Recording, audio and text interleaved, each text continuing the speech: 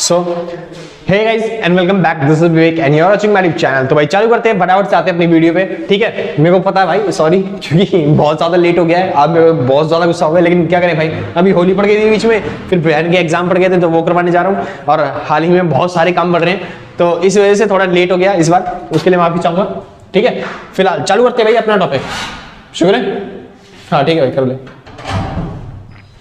हाँ भाई, तो शुरू करते हैं अपना टॉपिक। ठीक है भाई, हाँ जी, तो फिर दोबारा से, हाँ जी, बुक करने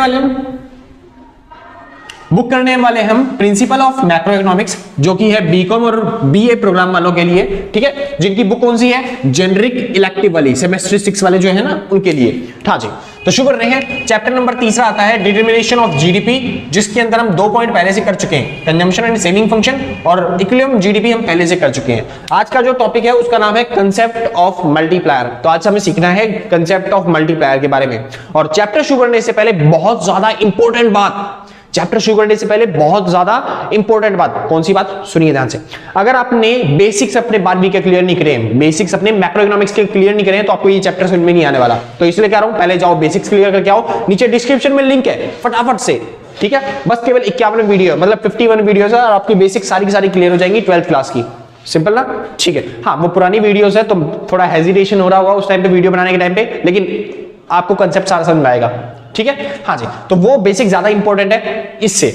तो फिलहाल चालू करते हैं। इस बार टॉपिक का नाम आता है भाई क्या, कंसेप्ट ऑफ मल्टीप्लायर। तो चालू करने से पहले एक छोटी सी बात और, कि अगर किसी को नोट्स परचेज करने हैं, ठीक है, मेरे को पता है मेरी राइटिंग बहुत ज्यादा गंदी है, तो मेरी राइटिंग में नोट्स नहीं है, कंप्यूटर टाइपिंग में नोट्स मिलेंगे, टेंशन मत लो किसी बात की। ठीक है, हिंदी में नोट्स नहीं है भाई, इंग्लिश में नोट्स हैं। तो अगर आपको नोट्स परचेज करने हैं, इस नंबर पे कांटेक्ट करिए और नोट्स परचेज करिए जल्दी से जल्दी। आसान है, बस कॉल मत करना भाई, कॉल करने में थोड़ी सी दिक्कत हो जाती है, व्हाट्सएप करो तो ज्यादा बेटर रहेगा, आपके लिए भी हमारे लिए भी। ठीक है ना, शुरू करते हैं। तो कंसेप्ट ऑफ मल्टीप्लायर के अंदर बस एक ही क्वेश्चन आपसे पूछेगा। वैसे तो 2 तरह के क्वेश्चन आते हैं, लेकिन एक ही क्वेश्चन सबसे ज्यादा इंपॉर्टेंट है। वो पूछेगा explain the process of investment multiplier. क्या बोलेगा वो आपसे, explain the process of investment multiplier. Hindi में बोलता है वो निवेश गुणक की प्रक्रिया की व्याख्या करें। आसान है, ठीक। तो वो बोलेगा explain the process of investment multiplier, यानी कि निवेश गुणक की जो प्रोसेस है उसको आपको बताना है। तो भैया हमें तो इन्वेस्टमेंट मल्टीप्लायर ही नहीं पता, हम प्रोसेस कैसे समझा दें उस चीज की। तो मैं हूं ना, टेंशन मत लो किसी बात की, हम बताएंगे आपको आराम से। तो समझिए ध्यान से, इन्वेस्टमेंट मल्टीप्लायर होता क्या है और उसकी प्रोसेस क्या होती है। तो सबसे पहले आपको बताना है के, क्या बताना है आंसर में, सबसे पहले आपको आंसर में बताना है के। अब ये के क्या चीज है, के का नाम ही है इन्वेस्टमेंट मल्टीप्लायर। के का नाम ही क्या है, इन्वेस्टमेंट मल्टीप्लायर, मतलब के को ही क्या बोलते हैं, इन्वेस्टमेंट मल्टीप्लायर। तो भैया अब ये होता क्या है के, एक छोटा सा फॉर्मूला है के का, बस आप याद कर लोगे तो बहुत अच्छी बात है, याद नहीं हो तो फिर आप फिर भी समझ तो लो ही। ठीक है, हाँ जी। तो के मतलब क्या होता है, के मतलब होता है इन्वेस्टमेंट मल्टीप्लायर, और ये क्या शो करता है समझो, ये शो करता है डेल्टा y अपॉन में डेल्टा i। जो k है इन्वेस्टमेंट मल्टीप्लायर, ये शो करता है हमारी इन्वेस्टमेंट में चेंज होने की वजह से। ये जो ट्रायंगल दिख रहा है ना, ट्रायंगल मतलब होता है डेल्टा, क्या मतलब होता है डेल्टा, और डेल्टा मतलब चेंज। तो इन्वेस्टमेंट मल्टीप्लायर क्या शो करता है, ये शो करता है इन्वेस्टमेंट में चेंज होने की वजह से हमारी इनकम में कितना चेंज आया। कोई दिक्कत नहीं ना, इन्वेस्टमेंट मल्टीप्लायर क्या दिखाता है, हमारी इन्वेस्टमेंट में चेंज होने की वजह से हमारी इनकम में कितना चेंज आ रहा है। आसान, फॉर एग्जांपल के तौर पे समझो, एग्जांपल के लिए मान लो पहले मैंने एक इन्वेस्टमेंट कर रखी थी, जिसे बोलते हैं इनिशियल इन्वेस्टमेंट, ठीक है, जो की थी 1 लाख रुपए की। मैंने कहीं पर कोई जमीन खरीद रखी थी 1 लाख रुपए की, ठीक है, और उससे मैं रेंट कमाता था कितना, 10,000 रुपए। 1 लाख रुपए की मैंने जमीन खरीदी थी और मैं 10,000 का रेंट कमाता था, ठीक।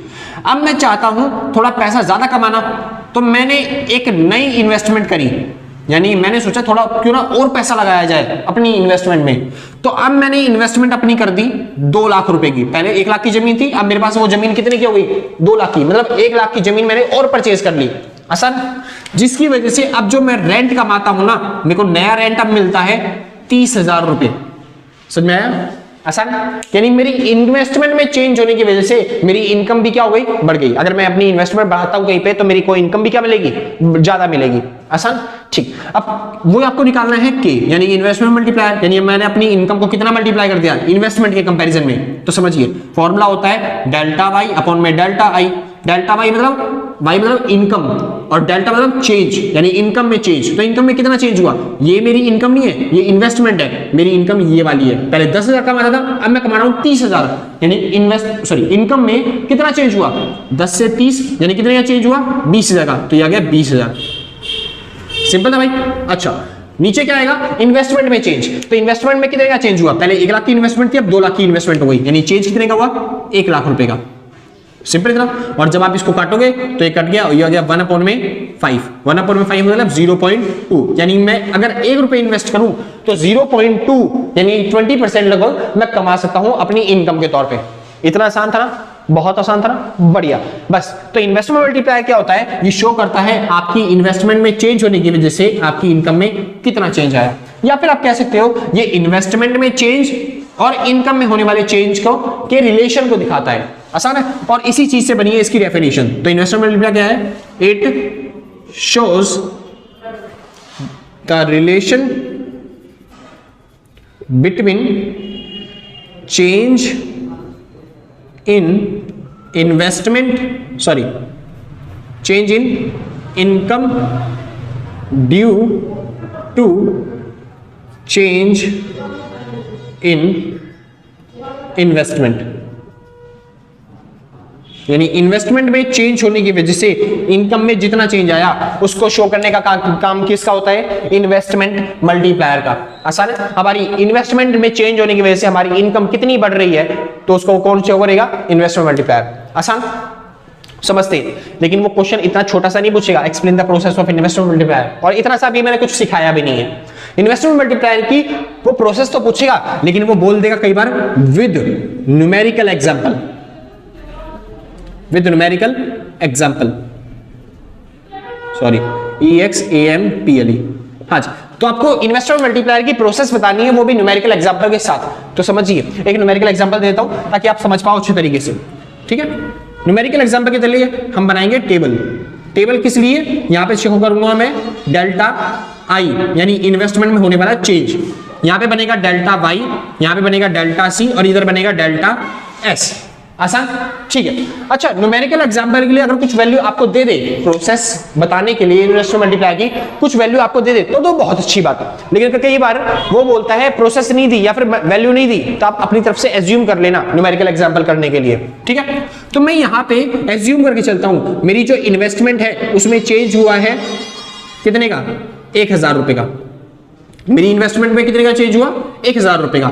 और एमपीसी मतलब मार्जिनल प्रोपेंसिटी टू कंज्यूम, यानी अपनी इनकम का जितना पार्ट मैं खा जाता हूं। ठीक है, तो मेरी अपनी इनकम का 0.5% मान लेते हैं कि मैं क्या करता हूं, कंज्यूम करता हूं। आसान है, यानी जितना भी पैसा मैं कमाता हूं उसका 50%, यानी कि जितना भी मैंने एडिशनल पैसा कमाया उसका 50% मैंने क्या कर लिया, कंज्यूम कर लिया। सिंपल है, बस ये दो चीजें चाहिए आपको इन्वेस्टमेंट मल्टीप्लायर की प्रोसेस को समझाने के लिए। सिंपल है। हाँ जी भाई, नॉइस आ रहा हो तो उसके लिए माफ करना, सॉरी, क्योंकि क्लासेस चल रही है, आपको पता है पहले से क्या करना है। शुरू करते हैं। हाँ जी, तो बात आती है इन्वेस्टमेंट में चेंज। तो समझिए, क्वेश्चन वाला खुद कह रहा है कि इन्वेस्टमेंट में कितने का चेंज हुआ इस साल, 1,000 रुपए का। अब सोचो, मैंने कहीं पे 1,000 रुपए एडिशनल इन्वेस्टमेंट कर दी है, और मेरी इन्वेस्टमेंट करने की वजह से जिसने वो पैसा कमाया, इन्वेस्टमेंट जहां पे मैंने इन्वेस्ट करी तो किसी ने पैसा कमाया होगा। जैसे मैंने कोई प्लॉट खरीदा तो जिसने प्लॉट बेचा उसने तो पैसा कमाया होगा। ठीक है ना, तो उसकी क्या बन गई वो चीज, इनकम। क्या बन गई उसके लिए, इनकम, यानी उसकी इनकम में कितने का चेंज हुआ, 1,000 रुपए का। तो इन्वेस्टमेंट में 1,000 रुपए का चेंज करने से किसी की इनकम भी 1,000 रुपए का चेंज दिखाती है। आसान, ठीक है। अब यहाँ पे एमपीसी कितना है, 0.5, यानी एमपीसी 0.5 है, यानी 50% पैसा हम खा जाते हैं, और 50% पैसा क्या कर लेते हैं, बचा लेते हैं। यानी एमपीएस कितना हो गया, 0.5। अच्छा, ये नहीं आएगा निकालना, ये ऐसे निकलता है, फॉर्मूला सिखा रखा है पहले आपको एमपीएस निकालने का। एमपीएस कैसे निकलता है 1 माइनस में एमपीसी करके, ठीक है। तो 1 माइनस में 0.5 और एक में से 0.5 गया तो कितना बच गया 0.5, वही मैंने यहाँ पे लिखा हुआ है, ठीक है भाई। हाँ जी, मतलब कहने का मतलब ये है अगर मैं 1000 रुपए इनकम कमाता हूं तो उसमें से मैं 50% पैसा खा लेता हूं और 50% पैसा बचा लेता हूं। अब समझो 1000 मैंने इनकम कमाई थी, यानी मैंने कितना खाया होगा 50%, 1000 का 50% कितना हो गया 1000 का 50%, अरे देखो ऐसे 1000 गुणा में 50 अपॉन में 100, आसान।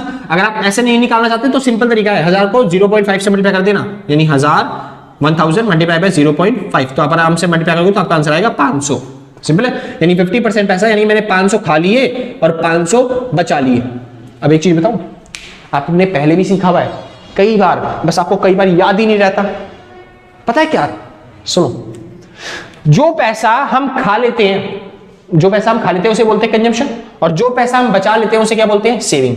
और मैंने सिखाया था मैक्रो इकोनॉमिक्स के अंदर सेविंग करना जो होता है ना वो होती है गंदी बात, और हम गंदी बात करते ही नहीं कभी, तो इसी वजह से मैक्रो इकोनॉमिक्स में सेविंग करना क्या है बैड हैबिट। तो सेविंग करने से क्या हो जाता है, ये जो पैसा है वो इकोनॉमी से बाहर चला जाता है। सर्कुलर फ्लो ऑफ इनकम समझा था ना, उससे पैसा क्या हो जाता है बाहर चला जाता है। तो जो पैसा हमने खाया वही, जैसे मैंने कोई पिज्जा बर्गर समोसा टिक्की पकौड़ा खाया तो मेरे को क्या मिला पैसे, मतलब सॉरी मैंने खाया तो मैंने क्या किया पैसे पे किए, और जब मैं पैसे पे करूंगा तो जो मैं पैसे खर्चा कर रहा हूं, जो मैं कंजम्पशन करने पे खर्चा कर रहा हूं, तो वो किसी और की क्या बन जाती है इनकम। यानी जब हम कंजम्पशन करते हैं तो वो फिर से किसी और की इनकम बन जाती है, यानी किसी की इनकम कितने से बनी 500 रुपए से।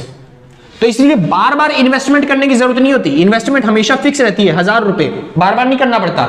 लेकिन ये जो इनकम है वो हमारी क्या होती रहती है, बार बार चेंज होती रहती है। अब देखो, अब इनकम कितनी की बनी उस इंसान की 500 रुपए से। अब समझो एमपीसी 0.5 है, यानी फिर दोबारा से वो इंसान आधा पैसा खाएगा और आधा पैसा बचाएगा, तो उस इंसान ने 250 रुपए यानी 250 रुपए खाए और 250 रुपए क्या कर लिए बचा लिए। जो पैसा उसने बचाया वो देश की इकोनॉमी से बाहर चला जाएगा, और जो पैसा उसने खाया वो किसी और की इनकम बनेगा, आसान है। फिर दोबारा वो वैसे ही होगा कि आधा पैसा क्या रहेंगे खा लेंगे और आधा पैसा बचा लेंगे, जो पैसा बचाएंगे वो देश की इकोनॉमी से बाहर, और जो पैसा हमने खाया वो फिर से किसी और की इनकम बन गया 125, आसान है। और सेम इसी तरीके से प्रोसेस जो होगी वो चलती रहेगी। तो आपको चलाना नहीं है, ऐसी 2-3 वैल्यू निकाल के फिर उसके बाद ऐसी डॉट डॉट, जैसे मैंने लाइन खींच रखी है ना, जैसे ये लाइनें खींच रखी है, आपको ऐसे ही खींच के खत्म करना है, क्योंकि ऐसे तो क्वेश्चन कभी खत्म ही नहीं होगा, ठीक है ना। हाँ जी, शुरू करते हैं। समझिए मेन जो टॉपिक है वो निकालने का वो है टोटल। आपको सबसे मेन चीज क्या निकालनी है इसके अंदर, टोटल। एक बार चेक कर लो भाई सारी चीजें आ रही हैं या नहीं आ रही। सॉरी बच्चे की लोग जान क्या, थोड़ा सा उधर कर देते हैं भाई ताकि आपको सारी चीजें दिखाई दें, ठीक है ना। हाँ जी, समझ लो अब ध्यान से समझिए। तो जो मेन टॉपिक है वो मेन टॉपिक क्या है, आपको निकालना क्या है टोटल। तो टोटल निकालने के लिए सबसे पहले चीज आपको क्या करनी पड़ेगी, समझो टोटल कैसे निकलेगा। टोटल निकालने के लिए आपको निकालना पड़ेगा के, फिर से क्या निकालना पड़ेगा के। लेकिन समझो के का फॉर्मूला होता है डेल्टा वाई अपॉन में delta I, delta Y upon में डेल्टा आई, इतना सिंपल। यानी कि इन्वेस्टमेंट में चेंज होने की वजह से इनकम में कितना चेंज हुआ। अच्छा, अगर आप आपने इकोनॉमिक्स ले रखी है, यानी आप बचपन में मैथ पढ़ के आए होंगे, ठीक है। तो अगर आप मैथ पढ़ के आए हुए हो तो आपको पता होना चाहिए, अगर मैं चाहूं तो इसको ऐसे लिख सकता हूं डेल्टा आई अपॉन में डेल्टा वाई। कुछ बच्चे कह रहे हैं ऐसे कैसे लिख सकते हो, मजाक कर रहे हो क्या। समझो फॉर एग्जांपल के तौर पे ये लिखा हुआ है क्वेश्चन, ठीक है, क्वेश्चन ये लिखा हुआ है, जैसे कि तौर पे ये लिखा हुआ है। अच्छा, ये है अपॉन में, अब इसके ऊपर जो 1 भी लिखा हुआ है उसके नीचे कुछ नहीं है क्या, जिसके नीचे कुछ नहीं है उसके नीचे मैं लिखता हूं, कोई फर्क तो नहीं पड़ेगा, ठीक है, नहीं पड़ेगा। और बचपन में हमने एक चीज सीखी थी, ये जो नीचे डिवाइड हो रहा होता है ना, अगर मैं इसको उल्टा कर दूं, अगर मैं इसको उल्टा कर दूं तो डिवाइड की जगह क्या हो जाएगा मल्टीप्लाई में आ जाएगा। तो मैं वही कर रहा हूं, 1 अपॉन में 1 ऊपर लिखा हुआ है, ठीक, इसको मैं उल्टा कर रहा हूं, यानी 2/3 का क्या हो जाएगा ये 3 अपॉन में 2, और ये जो डिवाइड में था ये हो गया मल्टीप्लाई में, तो कर दो मल्टीप्लाई, 3 1 जा 3 और 2 1 जा 2। देखो मैं क्या कहना चाहता था, ये वही चीज आई, समझ रहे हो। हाँ जी, जो मैंने क्वेश्चन दिया था ना ये वही चीज आई। यानी अगर कोई वैल्यू ऐसे लिखी हुई है 3 अपॉन में 2, तो आप उसको उल्टा करके यानी कि 2 अपॉन में 3 करके 1 के नीचे लिख सकते हो आराम से, उसमें कोई फर्क नहीं पड़ता, वैल्यू हमेशा सेम रहती है। मैंने वही किया यहाँ पे, तो डेल्टा वाई अपॉन में डेल्टा आई लिखा हुआ था तो मैंने उसको उल्टा कर दिया, डेल्टा आई अपॉन में डेल्टा वाई कर दिया, और ऊपर क्या लिख दिया 1, मतलब इसको लिख दिया मैंने 1 के अपॉन में, ठीक है भाई, आसान था ना, ठीक। अच्छा, आपको एक चीज छोटी सी बताऊं, अगर आपने पहले पढ़ा हो इक्विलिब्रियम के बारे में, तो इक्विलिब्रियम क्या होता है, एक ऐसी पोजीशन जहां पे AD बराबर होता है AS के, और वहां पे मैंने सिखाया भी था, वहां पे S इक्वल टू आई भी होता है, तो सेविंग और इन्वेस्टमेंट में चेंज क्या होता है, बराबर ही होता है। तो लगभग मैं ये जो I है इसकी जगह क्या लिख सकता हूं, डेल्टा S। I और S बराबर होते हैं इक्विलिब्रियम पे, यानी जितना भी चेंज हो रहा होगा इन्वेस्टमेंट में उतना ही चेंज किस में हो रहा होगा, सेविंग में। इसीलिए डेल्टा I की जगह क्या लिख सकता हूं मैं, डेल्टा S, और इससे बन गया डेल्टा Y का Y सेम, ठीक है। अच्छा आपको ये पता होना चाहिए डेल्टा S अपॉन में डेल्टा Y किसका फॉर्मूला होता है, क्या आपको पता है? डेल्टा S अपॉन में डेल्टा Y किसका फॉर्मूला है, डेल्टा S अपॉन में डेल्टा Y पता नहीं क्या, बताया तो था, अरे भूल जाते हो क्या आप लोग बार बार। डेल्टा S अपॉन में डेल्टा Y फॉर्मूला होता है MPS का। तो K का फॉर्मूला बन गया इन्वेस्टमेंट मल्टीप्लाई का नया फॉर्मूला क्या बना, 1 अपॉन में MPS। एक और बनाना चाहो तो एक और बना सकते हो। तो K का नया फॉर्मूला क्या बन गया, ये जो MPS है वो कैसे निकलता है, मैंने अभी भी सिखाया था MPS निकालना कैसे, 1 माइनस में MPC। तो बस MPS की जगह 1 माइनस में MPC, ये K का तीसरा फॉर्मूला। तो ये K के 3 मोस्ट इंपोर्टेंट फॉर्मूले हैं जो आपसे एग्जाम में पूछेगा, न्यूमेरिकल इन्हीं के ऊपर आते हैं। कौन से, पहला इंपोर्टेंट फॉर्मूला, दूसरा इंपोर्टेंट फॉर्मूला और तीसरा इंपोर्टेंट फॉर्मूला, इनके ऊपर क्वेश्चन पूछे जाते हैं। तो आप इसी के तरीके से करोगे क्वेश्चन। वापस आते हैं अपने टॉपिक पे और मेन निकालना सिखाते हैं आपको टोटल। तो टोटल निकालने के लिए पहले आपको निकालना पड़ेगा K, और मैं K निकालने जा रहा हूं। तो 1 अपॉन में 1 माइनस में MPC कितना है, MPC दे रखा है 0.5, तो 0.5। तो एक में से एक 0.5 चला गया तो बचा 0.5, और ये हो गया कट के 2, काटना नहीं आया तो 1 अपॉन में 0.5 था, पॉइंट जैसे ही हटा ऊपर लग गया 1, और पॉइंट के बाद एक रकम है तो एक 0, ये हो गया 10/5, और ये हो गया कट के 2। आसान था भाई। तो K की वैल्यू आ गई 2, तो जो भी K की वैल्यू आती है उसको ऊपर वाली से वैल्यू से मल्टीप्लाई कर देना, आपका टोटल आ गया। इसमें K की वैल्यू को ऊपर वाली वैल्यू से मल्टीप्लाई करना है, आपका टोटल आ गया। यानी कि बस इसको छोड़ देना, क्योंकि इन्वेस्टमेंट में तो एक सेकंड भाई, चालू करते हैं भाई। तो बस आपको जो भी K की वैल्यू आई है उसको ऊपर वाली वैल्यू से मल्टीप्लाई करो, आपका आंसर आ गया मेन टोटल। तो इसका तो नॉर्मल ही है 1000, क्योंकि इसमें तो चेंज होता ही नहीं, बाकी सब में मल्टीप्लाई करो। तो 1000 गुणा में 2 कितना हो गया, 2000, 2000, 500 इंटू में 2, 1000, 1000, और इसका भी 1000। मतलब कि अगर आप देश में इकोनॉमी में 1000 रुपए इन्वेस्टमेंट करते हो, 1000 की इन्वेस्टमेंट में चेंज होता है, तो इनकम किस तरह से चेंज हो जाएगी, सबकी इनकम 2000 रुपए से चेंज होगी। समझ में आया, क्योंकि हर कोई इनकम सर्कुलेट करता रहेगा ना, अगर MPC 0.5 हो तो। समझ में आया, हाँ जी। क्यों, अपने इनकम 2000 की कमाई, लेकिन फिर भी कंजम्पशन करने की वजह से आपने 1000 रुपए तो बचा ली, और 1000 रुपए क्या रखे हैं, अभी भी आपने क्या रखा है, कंजम्पशन कर रखा है। आसान है। तो इस तरीके से बस आपको इन्वेस्टमेंट मल्टीप्लाई की प्रोसेस को समझाना है कि अगर कोई इन्वेस्टमेंट करता है उससे हमारी देश की इकोनॉमी पे क्या इफेक्ट पड़ता है, कितने लोग इनकम कमाते हैं, कितनी इनकम में चेंज होती है, कितना कंजम्पशन होता है, कितना इन्वेस्टमेंट होता है, कितनी सेविंग होती है, ये सब चीजें आपको वहां पे बतानी पड़ेगी। आसान। हाँ, लेकिन अगर आपकी राइटिंग छोटी है, आपको लगता है इतना भी भैया बहुत कम है समझाने के लिए, तो आप चाहो तो इसके अलावा और भी चीजें लिख सकते हो, जैसे कि अगला इसके बाद आपको बताना है वहां पे स्टेप्स। क्या बताने हैं, अरे मतलब वही स्टेप्स ठीक है। तो आप बताओगे स्टेप्स। स्टेप्स कैसे, जैसे पहला स्टेप, दूसरा स्टेप, तीसरा स्टेप, चौथा स्टेप, इस तरीके से आप स्टेप्स लिख के आओगे। अब स्टेप्स में क्या होता है, बस आपको यही एक्सप्लेन करना है जो चीज आपने अपनी करी। क्या करी, हमारे तो क्वेश्चन के हिसाब से, क्वेश्चन वाले के हिसाब से हमने ये एज्यूम किया था, पहला स्टेप बता रहा हूं क्या लिखना है, क्वेश्चन वाले के हिसाब से हमने ये एज्यूम किया था कि हमारी इन्वेस्टमेंट कितने में चेंज हुई है, 1000 रुपए से चेंज हुई है। ठीक है, इन्वेस्टमेंट में 1000 रुपए चेंज होने की वजह से इनकम भी कितने से चेंज हुई, 1000 रुपए से। और एमपीसी 0.5 होने के कारण, ड्यू टू एमपीसी, एक सेकंड भाई कोई दिक्कत तो नहीं हो रही, चेक कर लो एक बार, सब सही है भाई, दिखाई दे रहा सब ठीक है। अरे क्या करे, अकेला बंदा कितना काम कर सकता है बताओ, अब इधर दिखाओ ना पड़ेगा, तो एक सेकंड तुम भी ना इतना काम कैसे कर सकता है, देखो तुम्हारे लिए कितनी मेहनत करी जा रही है। हाँ जी, तो समझिए, तो पहला स्टेप क्या है, इन्वेस्टमेंट में चेंज हुआ 1000 रुपए का, इन्वेस्टमेंट में 1000 रुपए का चेंज हुआ, इसकी वजह से इनकम में भी कितने का चेंज हुआ, 1000 रुपए का, और इनकम में 1000 रुपए का चेंज हुआ। एमपीसी 0.5 होने की वजह से हमारी कंजम्पशन में कितने का चेंज हुआ, 500 रुपए का, और इसी वजह से सेविंग कितने की भी, 500 की। जो पैसा हम सेव करते हैं वो इकोनॉमिक से बाहर चला जाता है, जो पैसा सेव नहीं करते, जो कंजम्पशन करते हैं, वो फिर से किसी और की इनकम बनती है। आसान है, ये पहला स्टेप खत्म। दूसरे स्टेप में इनकम 500 रुपए थी, इनकम कितनी थी, 500 रुपए। एमपीसी 0.5 होने की वजह से हमने 500 रुपए खाए और 250 रुपए, 250 रुपए खाए और 250 रुपए बचाए। तो जो पैसा बचाया वो देश की इकोनॉमी से बाहर, और जो पैसा हमने खाया वो फिर से किसी और की इनकम बनेगी। तो बस दूसरा स्टेप खत्म। तो ये सब चीजें आपको इसके अंदर लिखनी है, स्टेप्स के अंदर, और आप आराम से भर सकते हो। जितने ज्यादा यहाँ पे लिखोगे उतने ज्यादा वहां पे स्टेप्स बना सकते हो। आसान है ना। तो इस तरीके से इन्वेस्टमेंट मल्टीप्लाई पूछेगा और आपको बताना पड़ेगा। सिंपल था, बढ़िया भाई, खत्म होता है ये वाला टॉपिक। चालू करते अगला, खत्म नहीं हुई वीडियो, टॉपिक है, समझे। अभी तो हमें सीखना है क्या, रिलेशन, क्योंकि भाई ये वाला टॉपिक तो खत्म हो गया। ये ऐसे क्वेश्चन आता है और आपको इतना लिख के आना है, मतलब कहां से, पहले डेफिनेशन से चालू करोगे, पूरे टेबल बनाओगे, उसके बाद ये फॉर्मूला डिराइव करके दिखाओगे उन्हें, और उसके बाद आप स्टेप्स में समझाओगे, क्योंकि टीचरों को टेबल समझ में नहीं आती, आपको स्टेप्स में बताना पड़ेगा कि आप क्या समझाना चाहते हो उसके अंदर, समझे। हाँ ठीक है। अच्छा, इसके बाद हमें सीखना है क्या, रिलेशन। क्या सीख रहे हैं, रिलेशन, इन्वेस्टमेंट मल्टीप्लायर का एमपीसी के साथ और एमपीएस के साथ, ठीक है भाई। हाँ जी, और थोड़े बहुत न्यूमेरिकल करेंगे छोटे छोटे से, और आपका टॉपिक खत्म हो जाएगा। शुरू करते हैं फिलहाल। हाँ भाई, तो शुरू करते हैं, वापस आते हैं अपने टॉपिक पे, और इस बार बस एक छोटा सा टॉपिक रहेगा, एक नहीं दो टॉपिक रह गए, एक तो न्यूमेरिकल और एक रिलेशन। तो एक बार हमें सीखना है क्या, रिलेशन। तो सीखते हैं, रिलेशन हमें निकालना है, हमें दोनों बारी में ही सीखेंगे के निकालना। क्या निकालना सीखेंगे, के। एक बार के निकालेंगे एमपीएस के थ्रू, और एक बार के निकालेंगे एमपीसी के थ्रू, ठीक है भाई। तो अगर हम एमपीएस के थ्रू निकालते हैं तो के का फॉर्मूला बनता है 1 में एमपीएस, और एमपीसी के थ्रू के का फॉर्मूला क्या होता है, 1 में 1 माइनस में एमपीसी। अभी पीछे ही सिखाए हैं, 3 फॉर्मूले होते हैं के का, डेल्टा ई अपॉन में डेल्टा आई, वो भी एक फॉर्मूला होता है के का।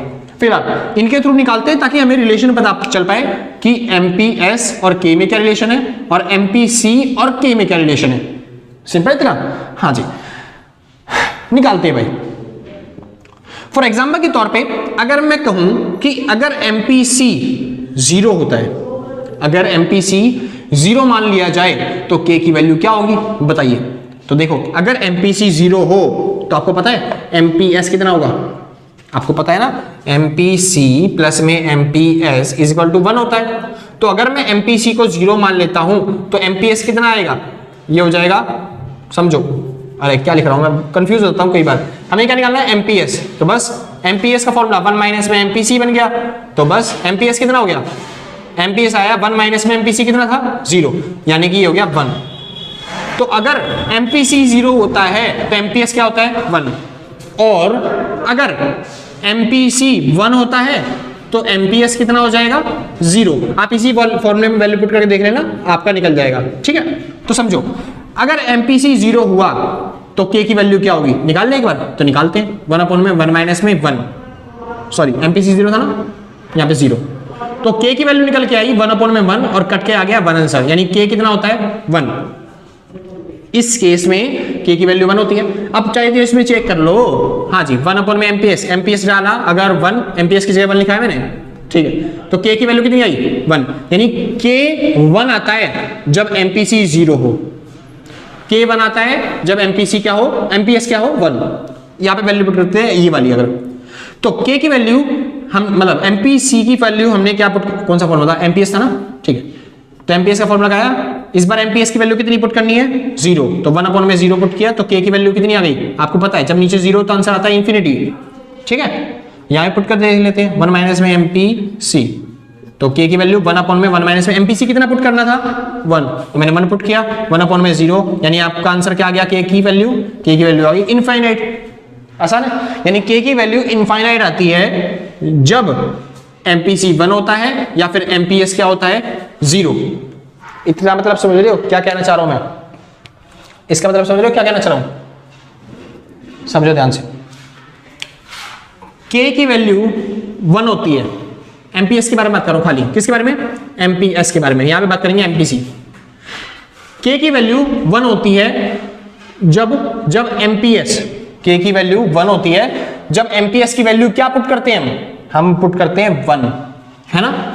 अच्छा, और के की वैल्यू इनफाइनाइट होती है, इनफाइनाइट जब एमपीएस क्या पुट करते हैं हम, जब एमपीएस पुट करते हैं 0, ठीक है।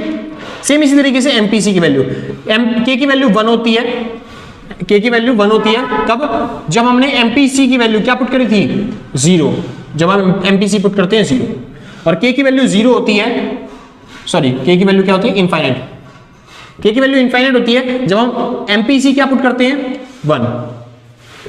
समझो, के अपने मिनिमम पॉइंट पर होता है जब एमपीसी अपने मैक्सिमम पॉइंट पर होता है, समझ रहे हो। एमपीसी का एमपीएस का मैक्सिमम पॉइंट कौन सा है, 1, मिनिमम पॉइंट 0। के का मिनिमम पॉइंट कौन सा है, 1, और मैक्सिमम पॉइंट इनफाइनाइट है, ठीक है। के अपने मिनिमम पॉइंट पे और एमपीएस अपने मैक्सिमम पॉइंट पर, मतलब एमपीएस तो है मैक्सिमम पॉइंट पे और एम के क्या है मिनिमम पॉइंट पे। वहीं पे के जब मैक्सिमम पॉइंट पर होता है तो वहां पे एमपीएस क्या हो जाता है, बिल्कुल मिनिमम पॉइंट पे। यानी कि अगर के ज्यादा होता है तो एमपीएस कम, के कम होता है तो एमपीएस ज्यादा। ये सेम सेम है, उल्टे उल्टे उल्टे उल्टे। यानी एमपीएस और के में कैसा रिलेशन होता है, नेगेटिव। ठीक है, आगे चलते हैं। के होता है अपने मिनिमम पॉइंट पे यानी 1 पे, कब, जब एमपीसी होता है मिनिमम पॉइंट पे यानी 0 पे, यानी जब ये कम होता है तो ये भी कम होता है। ठीक है, और ये जब मैक्सिमम पे होता है तब ये भी मैक्सिमम पे होता है, यानी दोनों सेम सेम है, उल्टे उल्टे दोनों सेम सेम है। यानी कि एमपीसी और के में कैसा रिलेशन होता है, पॉजिटिव रिलेशन, या फिर आप कह सकते हो डायरेक्ट रिलेशन। तो एमपीसी और के में डायरेक्ट रिलेशन यानी पॉजिटिव रिलेशन होता है, एमपीएस और के में कैसा रिलेशन होता है, नेगेटिव रिलेशन होता है। बस ये रिलेशन आपको पता होने चाहिए, और मिनिमम वैल्यू और मैक्सिमम वैल्यू आपको पता होना चाहिए। बस इसके अलावा छोटे छोटे न्यूमेरिकल्स आते हैं जो कि आपसे पूछ लेगा एग्जामिनर। करे भाई छोटे छोटे न्यूमेरिकल, बहुत छोटे छोटे हैं, आसानी से आप कर लोगे। फॉर एग्जांपल के तौर पे वो बोलेगा के निकालो, अगर आपको दे रखा है एमपीएस 0.5 तो निकाल लेते हैं। आपको पता ही है एमपीएस वाला फॉर्मूला के का, तो के की वैल्यू कितनी हो गई 1/0.5 और इसको डिवाइड कर दिया तो ये हो गया 10/5 यानी कट के आ गया 2। आसान था, मुश्किल था, बहुत आसान था। वो बोलेगा अगर एमपीसी आपको दे रखा है 0.2 तो निकालो के की वैल्यू, तो के का फॉर्मूला एमपीसी वाला है ना भाई, 1/1 माइनस में एमपीसी, तो के की वैल्यू लगाई 1/1 माइनस में 0.2 और ये हो गया 1/0.8, ये हो गया 10/8 है ना। जब पॉइंट हटता है तो ऊपर 10 आ जाता है गुणा में, ठीक है भाई। हाँ जी, और इसको काट दिया, ये हो गया 1.25। ठीक है, सिंपल है ना, खत्म। बस इस तरीके से न्यूमेरिकल पूछेगा। हाँ, थोड़ा सा न्यूमेरिकल ट्रिकी कर सकता है वो। फॉर एग्जांपल के तौर पे आपको बोल देगा जैसे कि एमपीसी दे रखा है 0.2, एमपीसी कितना है 0.2 और कह रहा है हमने इन्वेस्टमेंट में 1000 रुपए का चेंज किया है, हमारी इन्वेस्टमेंट में कितने चेंज हुआ है 1000 रुपए का। वो कहेगा आपको इनकम में कितना चेंज होगा वो समझा दो। अब कैसे निकालोगे समझिए, आपको पता है के का फॉर्मूला होता है 1/1 माइनस में एमपीसी, और आपको पता है के का एक और फॉर्मूला होता है डेल्टा वाई अपॉन में डेल्टा आई। आसान है ना, यानी फॉर्मूला ये भी है के का, ये भी फॉर्मूला के का है, तो दोनों से सेम आना चाहिए, यानी दोनों की वैल्यू बराबर होनी चाहिए। तो मैं इनको बराबर लिख सकता हूं, नहीं लिख सकता, आराम से लिख सकते हैं। तो हम लिखेंगे 1/1 माइनस में एमपीसी जो कि के का फॉर्मूला है बराबर है किसके, डेल्टा वाई अपॉन में डेल्टा आई के। बस इसी को सॉल्व कर देना है। तो 1/1 माइनस में एमपीसी कितना है, एमपीसी 0.2 बराबर में डेल्टा वाई को निकालना है।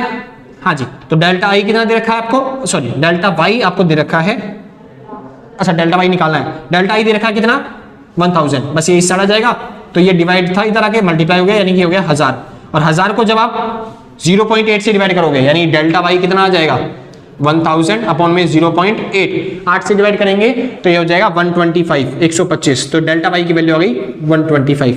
आसान भाई, तो इस तरीके से छोटे छोटे न्यूमेरिकल आएंगे।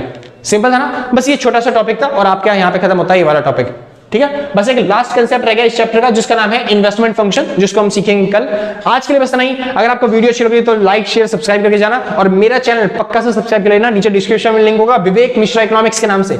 ठीक है, हाँ जी, और अगर आपको और कोई वीडियो चाहिए तो फटाफट से कमेंट करिए, बताइए, हम जल्दी से जल्दी आपको वीडियो प्रोवाइड करने के लिए कोशिश करेंगे। और अगर थोड़ा डिले हो रहा है तो उसके लिए माफी चाहूंगा, और जिसने पहले से सब्सक्राइब रखा है उसके लिए भाई सच बता रहा हूं, दिल से, कलेजों से, गुर्दों से, फेफड़ों के से, शरीर के अंग अंग से थैंक यू है। और जिसने नहीं किया